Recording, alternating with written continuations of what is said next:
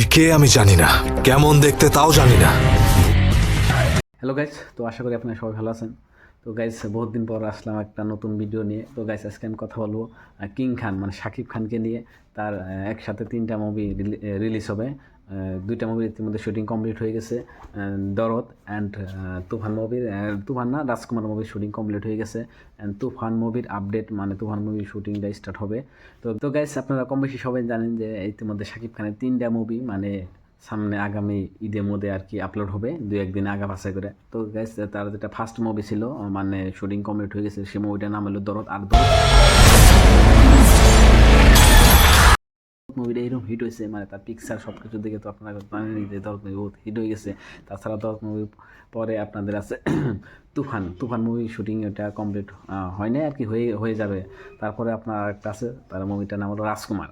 তো গাইস, এই 3টা মুভি নিয়ে আজকে আমি কথা বলবো, তো আপনারা শুনেন।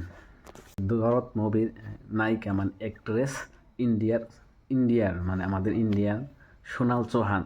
তো সোনাল চৌহানের মানে ফার্স্ট প্যান ইন্ডিয়া মুভি হলো দরদ।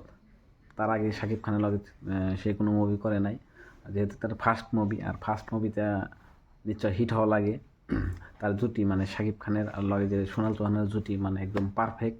তার ইতিমধ্যে বহুত আপনার মানে আগে বহুত কয়টা ফিল্ম করছে সোনাল চৌহান, বাট শাকিব খানের লগে তার একটা ফার্স্ট। আর শাকিব খানের প্যান ইন্ডিয়া মুভি দরদের অল্প 2-1টা ক্লিপ আমি আপলোড করবো। তো আপনারা দেখেন যে দরদ মুভিটা কীরকম হিট হওয়া লাগে।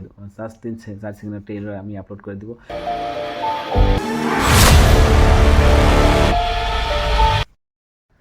তো গাইস, এখন আমি কথা বলবো আপনার শাকিব খানের নতুন একটা যে মুভি আসতেছে তুফান। এই তুফান শাকিব খানের যেটা তুফান মুভি, তো এই তুফান মুভির নায়িকা হবে আপনার মিমি চক্রবর্তী, না না হলে আপনার হবে কৌশানী মুখার্জি। তো এই গাইস, 2টা পুরো ট্রেন্ডিং আছে, নয় মিমি হবে নয় কৌশানী মুখার্জি হবে। তো গাইস, এই মিমি চক্রবর্তী যেটা ফিটনেস লুক, তো আপনারা দেখেন। অ্যান্ড কৌশানী মুখার্জি শাকিব খানকে নিয়ে কী বলে তাও আপনারা শুনে আপনারা কমেন্ট করেন। বাংলাদেশকে প্রথম যদি চেনা হয় ফিল্ম জগতের কথা উঠলে শাকিব খানের নাম দিয়েই চেনা হয়। কোনো বড় এস্টাবলিশ নামকে তুমি কলকাতার নাও, তারা যদি ফার্স্টে শোনে যে কে আছে অপোজিটে অ্যান্ড সেটা যদি শাকিব খান হয়, তারা আমার মনে হয় না না বলবে। কাস্টিংটাও ম্যাটার করে না, মানে উনি এতটা খেটে ওনার জায়গা করেছেন, সো হি ডিজার্ভস ইট।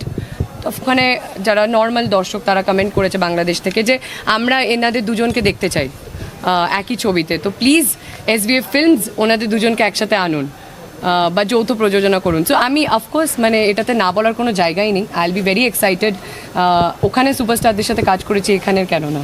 যে আর মিমির মানে যেটা ফিটনেস, যেটা লুক মানে একদম পারফেক্ট। আর শাকিব খানের লগে তারও জুটি মিলবে। আর ইচ্ছুক মানে মিমি চক্রবর্তী শাকিব খানের লগে ফিল্ম করার জন্য মানে বহুত ইচ্ছুক।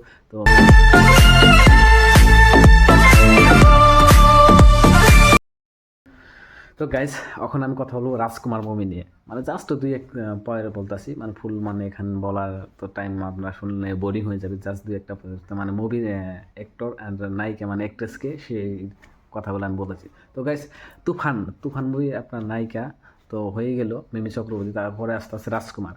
তো এবার রাজকুমার মুভির নায়িকা কী হবে, তো সেটাও তো জানা দরকার। তো গাইস, রাজকুমার মুভির আমাদের মুভির মানে অ্যাক্ট্রেস মানে নায়িকা আমাদের ইন্ডিয়ান হয়, বাংলাদেশেরও না। আপনার তার নায়িকা হবে বিদেশে মানে ফরেনিয়ার নায়িকা। আর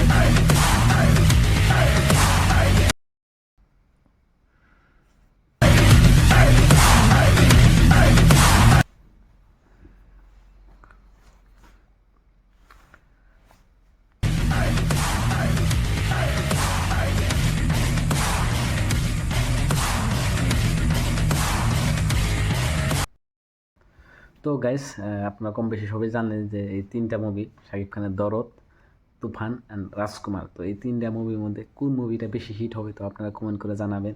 আর মুভিগুলো খুব তাড়াতাড়ি আসতেছে।